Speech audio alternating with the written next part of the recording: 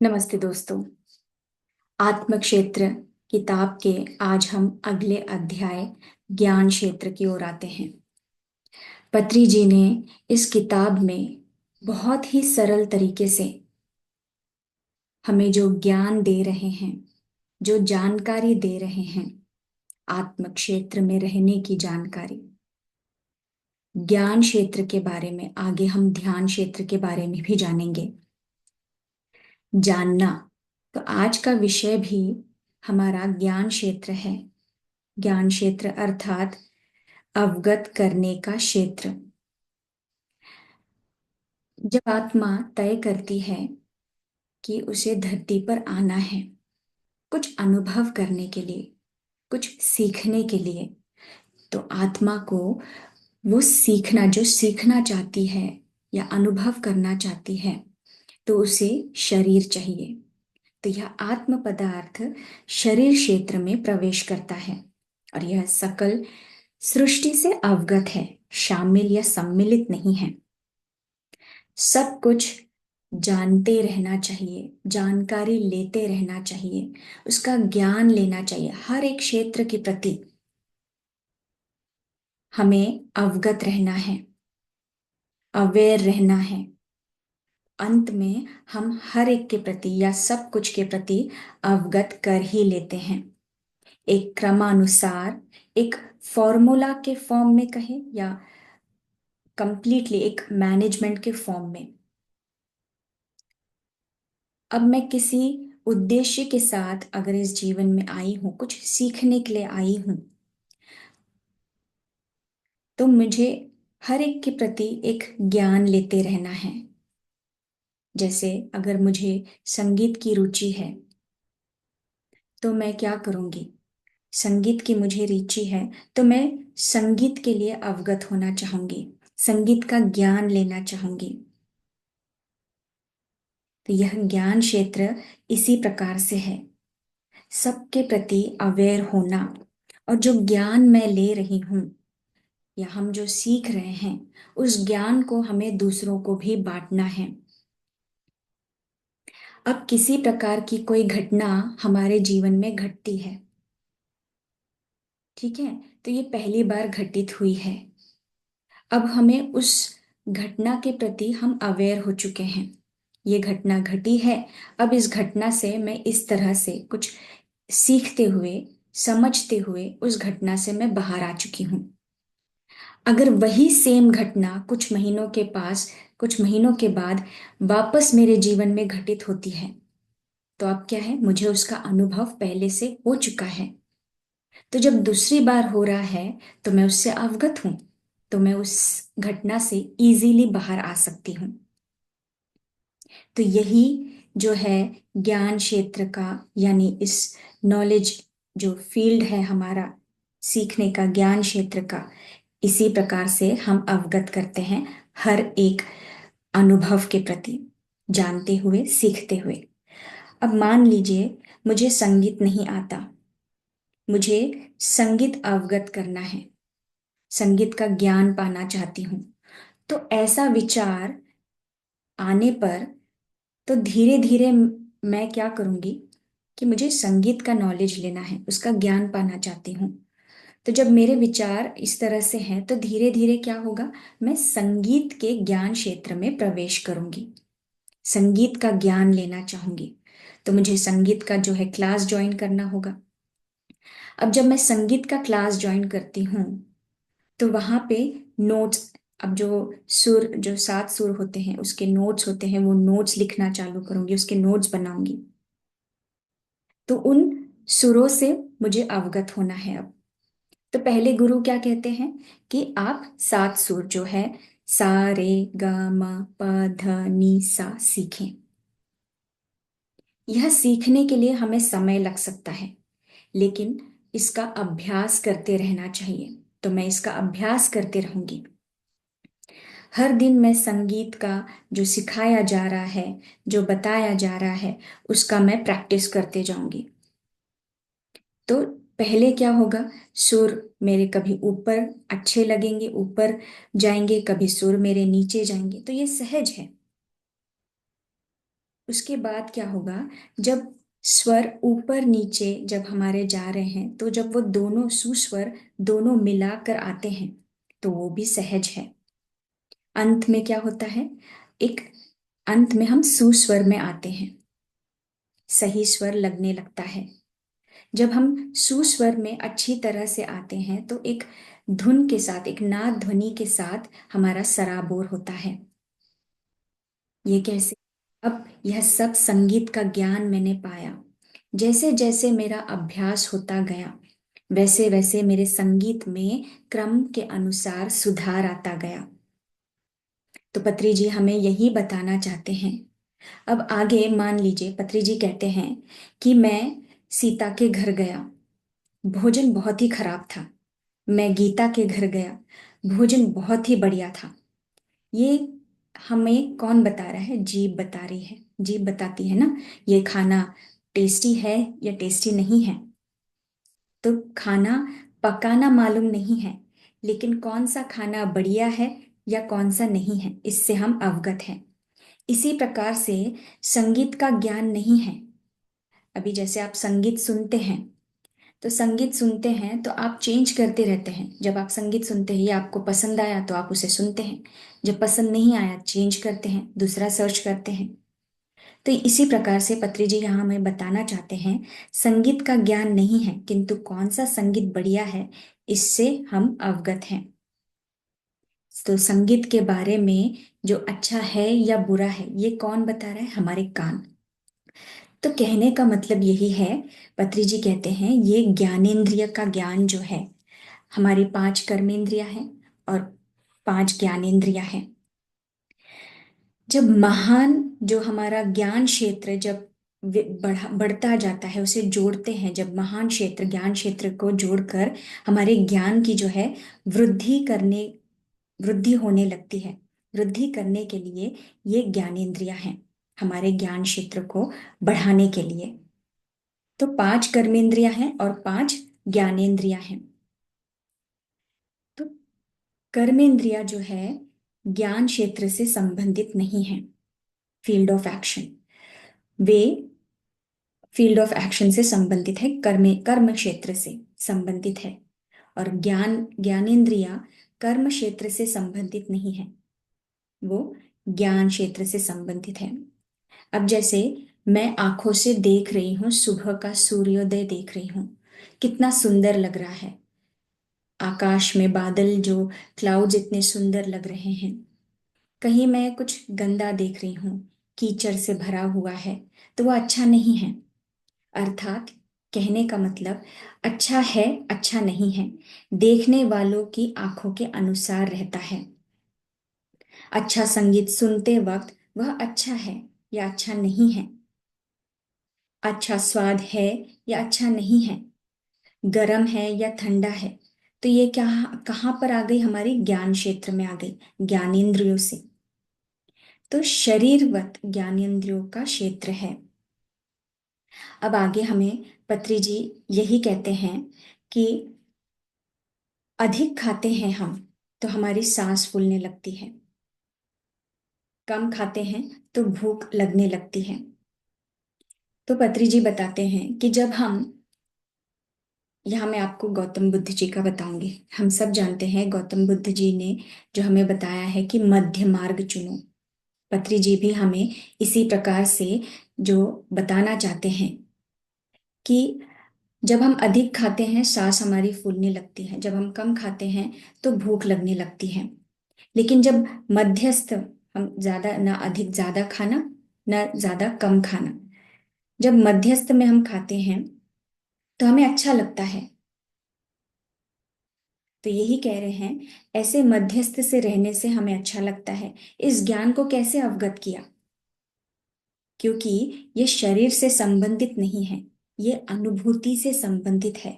आपको अच्छा लग रहा है, आपकी फीलिंग अच्छी है खाने के बाद। अब ज्यादा ज्यादा खाने से क्या हो रहा है? आपके पेट में दर्द हो रहा है, बेचैनी आ रही है। अब जब आप कम खा रहे हैं तो आपको भूख लगने लगती है, थोड़े समय के बाद आप फिर खाने लगते हैं। लेकिन जब आप मध्यस्थ में रहेंगे, उसकी मध्यस्थ में जब आप खाएंगे, तो आपकी अनुभूति किस प्रकार से? आनंद रहेंगे, खुशी से रहेंगे। तो ये कहाँ से संबंधित है बता रहे हैं पत्री जी, ये मन से संबंधित है। तो हम बुद्धि से कई विषयों का ज्ञान जो है स्वीकार करते हैं। शरीर से कर्म क्षेत्र में, पंच ज्ञानेंद्रियों से बुद्धि में, ज्ञान क्षेत्र से बुद्धि में अवगत करते हैं। इस बार अधिक खाते हैं तो सांस फूल जाती है, तो हम क्या कहते हैं, अरे ज्यादा खा लिया तो सांस फूल गई है मेरी, अगली बार कम खाऊंगा। फिर चलते चलते फिर आप गिर जाते हैं क्योंकि कम खाया है। तो मध्यस्थ से हम सही विधान में खाते हैं। जब हमें मध्य मार्ग, अभी गौतम बुद्ध जी का, जब मैंने आपसे कहा कि मध्य मार्ग का, गौतम बुद्ध जी जब साधना कर रहे थे, इतनी कड़ी तपस्या करते हुए, जब उनका शरीर एकदम सूखी, उनकी हड्डियां दिखने लग गई थी, और जब उनको यह ज्ञान हुआ कि खाली पेट से तो हम साधना नहीं कर सकते, तब उन्होंने भोजन किया। तो सही ज्ञान को उन्होंने, सही साधना उनकी हो पाई, सही ज्ञान को से वे अवगत हो पाए। तो वह उस शरीर की कर्मेंद्रियों द्वारा ना होकर शरीर के ज्ञानेंद्रियों द्वारा अवगत किया, उसी बुद्धि से ज्ञान को अवगत किया। तो यह सब क्या है, ज्ञान क्षेत्र है। ज्ञान क्षेत्र कितना विस्तारित है, यही है हमें, मैंने पिछले आपको एपिसोड में भी कहा है कि ज्ञान जो है सीमित नहीं है। जितना अधिक हम जानकारी ज्ञान लेते रहते हैं तो आगे और सीखते जाते हैं, एक एक कदम हम ज्ञान को लेते हुए आगे सीखते ही जाते हैं। लेकिन आत्म क्षेत्र जैसे बताया गया है वो बहुत सरल है। आत्म क्षेत्र में पत्री जी कहते हैं बताने के लिए इतना नहीं है, लेकिन ज्ञान जो है असीमित है। तो आगे पत्री जी यही कह रहे हैं, ईशावास्यम इदम सर्वम यद किंचित जगत्याम जगत। ईशावास्यम इदम सर्वम अर्थात जो कुछ भी है वह आत्मा से भरा हुआ है। आत्म क्षेत्र के लिए बस एक वाक्य है, किंतु ज्ञान क्षेत्र जो है असीमित है, अनंत है। तो उसे अवगत करते ही रहना चाहिए। अब यहाँ पे पत्री जी कहते हैं जो देवगण देवतागण हैं, जो हम एस्ट्रो मास्टर्स कहें, ध्यान कर रहे थे, सोच रहे थे कि परम शिव से वो मिलने के लिए सत्यलोक जाएंगे, उनके दर्शन करेंगे। उनके भीतर एक प्रश्न था। तो देवतागण उसके लिए ध्यान करके उन्होंने पहले क्या किया, अपने सूक्ष्म शरीर से कारण शरीर में आए, कारण शरीर से महाकारण शरीर।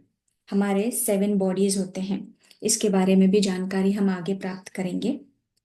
तो परम शिवा से मिलने के लिए वो एस्ट्रल बॉडी में ना रहते हुए, अपने सब्टल बॉडी में ना रहते हुए, उन्हें पहले कारण शरीर में जाना पड़ा, कैजुअल बॉडी। कारण शरीर से उन्हें महा कैजुअल बॉडी में जाना पड़ा, तब वो परम शिवा के पास पहुंचे। अब परम शिवा जो है कैलाश में ध्यान कर रहे थे। सत्यलोक में कैलाश एक जगह है, जैसे मुंबई में दादर एक जगह है, मुलुंड एक जगह है, वाशी एक जगह है, वैसे पत्री जी कह रहे हैं सत्यलोक में कैलाश एक जगह है। ऐसे ही वैकुंठ में 190 लाख जगह है। पत्री जी बताते हैं कि वैकुंठ लोक में 190 लाख जगह है। सहस्त्र यानी हजार नहीं, पत्री जी कहते हैं सहस्त्र यानी हजार नहीं है, सत्यलोक में अनेकानेक जगह है। तो सत्यलोक में एक जगह के अधिपति जो है परम शिवा ध्यान कर रहे थे। सत्यलोक के अधिपति परम शिवा है, वैकुंठ लोक के विष्णु जी है। तो जब परम शिवा के पास देवतागण पहुंचे, तो थोड़ी देर के पश्चात जो है शिव जी ने अपनी आंखें खोली और आंखें खोलकर उनसे पूछा कि क्या बात है, आप यहाँ पर क्यों आए हैं। सभी जो है देवतागण कुछ प्रश्न के साथ आए थे, उनके भीतर कुछ समस्या थी जो चाहते थे कि वो शिव जी से पूछे, इसीलिए वे शिव जी के पास आए। लेकिन वहां जाने के पश्चात जब उन्होंने देखा कि शिव जी खुद ध्यान कर रहे हैं, तो वो अपने जो प्रश्न लेकर आए थे या अपनी जो समस्या लेकर आए थे, वह छोड़कर उन्होंने उनसे एक नया प्रश्न पूछा। उन्होंने कहा कि हम इतनी बड़ी कठिनाई से, हम अब ध्यान करते हुए अपने सूक्ष्म शरीर से कारण शरीर से महाकारण शरीर में निकल कर आपके पास आए हैं। यह महाकारण लोक है। तो वो देवतागण शिव जी से कह रहे हैं, आप तो उन्नत मतलब मतलब सर्वशक्तिमान सर्वत्र जो आप परम शिव आप हैं, तो आप क्यों ध्यान कर रहे हैं? तब परम शिव ने कहा, अनेकों वर्षों से मैं ध्यान कर रहा हूं। मैं जो करता हूं वह अलग है। मुझे बहुत कुछ मालूम है, ये शिव जी कह रहे हैं। मुझे बहुत कुछ मालूम है, मैं अनेकों वर्षों से मैं ध्यान कर रहा हूं, लेकिन अवगत करने के लिए और भी बहुत है। देखिए कितना अद्भुत यहाँ पर बताया है कि स्वयं परम शिव अनेकों वर्षों से ध्यान कर रहे हैं। क्यों? क्योंकि हर पल ज्ञान लेते रहना चाहिए, वही पत्री जी कह रहे हैं। तो परम शिवा भी वही कह रहे हैं कि जानने के लिए अभी बहुत कुछ है, अवगत करने के लिए अभी बहुत कुछ बाकी है। इसीलिए परम शिव भी ध्यान स्थिति में ही हमेशा रहते हैं। तो आगे पत्री जी हमें एक और बात बता रहे हैं कि श्री वेलोटी वेंकटेश्वर राव जी की कर्नाटक में जो है महान संगीतज्ञ हैं। वेलोटी वेंकटेश्वर राव कर्नाटक के महान संगीतज्ञ हैं। संगीत महागुरु डॉक्टर श्रीपाद पिनक पानी जी के पास संगीत सीखकर वेंकटेश्वर राव जी ने मुंबई जाकर षणमुखानंद हॉल में संगीत का प्रोग्राम किया। अब यहाँ पर बता रहे हैं पत्री जी कि जो वेल्लोटी वेंकटेश्वर राव जी है कर्नाटक के महान संगीतज्ञ हैं, और वे महान गुरु, उनके जो गुरु हैं डॉक्टर श्रीपाद पिनक पानी जी के पास से उन्होंने ये संगीत का ज्ञान लिया है। तो मुंबई में एक हॉल है जो षणमुखानंद हॉल, वहां पर एक प्रोग्राम, संगीत का प्रोग्राम किया। लोगों ने उनकी बहुत प्रशंसा की। वहां उनका परिचय, उनका जब परिचय कराते समय उन्होंने कहा कि ये इनके जो गुरु हैं वो श्रीपाद पिनक पानी जी हैं। तो क्या आपके, सब उनसे पूछने लगे कि आप क्या पिनक पानी जी के शिष्य हैं, क्या वे आपके गुरु हैं? आपकी आवाज बहुत ही मीठी है। तो पिनक पानी जी की आवाज इतनी मधुर नहीं है, ऐसा उन्होंने कहा, लेकिन आपकी आवाज बहुत मीठी है। तब इस पर वोलेटी जी ने क्या कहा कि आपके लिए मैं महान हूं, मेरे लिए वे महान हैं। ऐसा उन्होंने क्यों कहा? देखिए इसका आगे आपको और अच्छे से पता चलेगा, जहां मैंने अभी आपको परम शिवा के बारे में बताया, जहां पर देवतागण उनसे प्रश्न करने के लिए आए थे, लेकिन उनको ध्यान में देखते हुए उनसे प्रश्न किया कि आप क्यों ध्यान कर रहे हो, आप तो परम शक्ति उन्नत आत्मा हो, तो आपको ध्यान करने की क्यों जरूरत है? यहाँ पे शिव ने क्या कहा कि जानने के लिए बहुत कुछ है, अवगत करने के लिए अभी और भी बहुत कुछ बाकी है। ये ऐसा पत्री जी हमें क्यों बता रहे हैं? तो यहाँ संगीत का जो संगीतकार वेलोटी राव जी के बारे में जो बता रहे हैं, तो यही है कि जो वोलेटी जी उस व्यक्ति को कह रहे हैं कि आपके लिए मैं महान हूं, क्योंकि उनको उनकी आवाज अच्छी लगी। उनको उनके जो गुरु पिनक पानी जी की आवाज अच्छी नहीं लगी, तो उन्होंने कहा कि आपके लिए महान मैं हूं, लेकिन मेरे लिए वे महान हैं। क्यों? क्योंकि आपका संगीत के बारे में जो टैलेंट या जो ज्ञान है वो मेरे तक सीमित है, इसीलिए आपको मैं महान लगा। लेकिन मैं अपने गुरु, उनकी जो उनका जो संगीत का ज्ञान है मैं उससे अवगत हूं, तो मेरे लिए वे महान हैं। तो इसी तरह से जो पत्री जी कह रहे हैं, देवता गण भी जो परम शिव तक सीमित है, वो सिर्फ परम शिवा वही हमारे जो है वही है, वहीं तक है। उन्होंने उसके आगे के बारे में नहीं सोचा कि आगे भी महान कुछ सीखने के लिए आगे भी है, परम शिवा के आगे भी कुछ और है, उनके लिए परम शिव है। तो यहाँ पर पत्री जी वही कह रहे हैं, परम शिव की कई और असीमितताएं हैं। इस प्रकार यह ज्ञान जो शानदार विकास विस्तारित होता ही रहेगा। ज्ञान क्षेत्र से बढ़कर और कोई क्षेत्र नहीं है, निरंतर ज्ञान लेते रहना चाहिए। आत्म क्षेत्र जो है, पत्री जी कह रहे हैं, वह सरल है। एक ही शब्द में बता सकते हैं कि आत्म क्षेत्र के लिए पत्री जी कहते हैं ये सरल है। हम इसे एक ही शब्द में बता सकते हैं, क्या? कि मैं शरीर नहीं हूं, मैं आत्मा हूं। इस आत्मा, हर आत्मा जो है, इस अनंत ज्ञान संपदा के लिए ऐसे प्रयास करता ही रहती है। आत्म प्रयास का पहला कारण सीखना है, सीखने के लिए है। जब हम आत्म प्रयास, जब हम बोल रहे हैं कि हर आत्मा जो है इस अनंत ज्ञान संपदा के लिए ऐसे प्रयास करती है, तो क्या है? आत्मा जो है हर पल सीखना चाहती है, अलग अलग अनुभव लेना चाहती है, हर एक क्षेत्र के बारे में जानना चाहती है। तो वह है कि ज्ञान को लेना ही चाहती है। तो आत्मा निरंतर प्रयास करती रहती है। तो आत्म प्रयास का पहला कारण है सीखने के लिए। दूसरा कारण जो है, उसे भोग करने के लिए। तो मास्टर्स, आज हम यहीं तक इसे जानते हैं। आगे हम इसके बारे में और भी जानेंगे। तो आज मैं अपनी वाणी को यहीं पे विराम देती हूँ। आगे आपको भी जानने के लिए बहुत कुछ है। मैंने पहले भी कहा है कि इस किताब के माध्यम से आप बहुत कुछ जानकारी हासिल कर सकते हैं। आपके लिए और सरल हो जाएगा कि किस तरह से अपने जीवन में हमें जीना है। कितनी सरलता से, सहजता से हम हर एक क्षेत्र का ज्ञान लेकर आत्मा का विकास करते जाएंगे, अपने ज्ञान की वृद्धि करते जाएंगे। चलिए दोस्तों, बहुत बहुत धन्यवाद आपका।